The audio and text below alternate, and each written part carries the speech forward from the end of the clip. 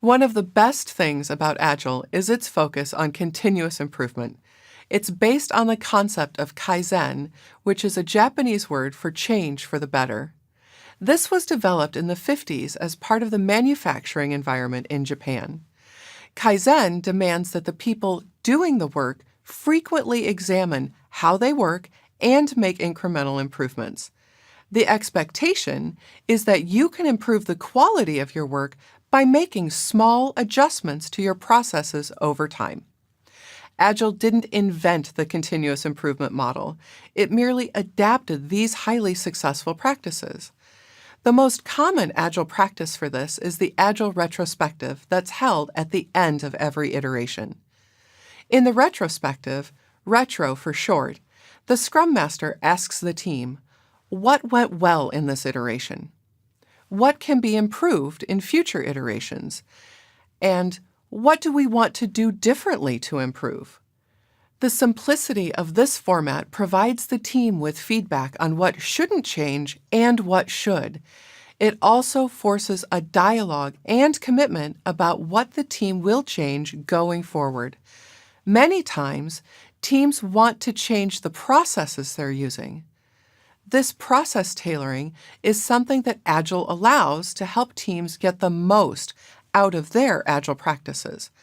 As a leader, your role is to ensure that the processes you tailor are changes that add value, not risk, to your project. Consider, for example, one of the most common process adjustments that's requested. I would say that 90% of the teams I've worked with have asked to stop doing a stand-up every day. It's a simple request and easy to implement, but it's one that I've largely resisted as a Scrum Master and coach. You might be wondering why, so here's my thought process. I consider the value of the daily stand-up and what's happening in a healthy stand-up meeting. We're saying what we did yesterday, basically a readout of our commitment from the day before. Then we share what we're committing to doing today to help the team reach the sprint goal.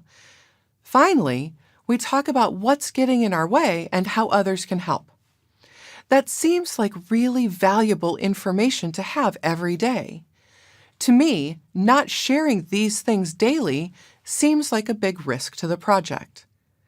However, if a team has been together for a long time and they're awesome collaborators, then the risk is lower, and this adaptation can be considered.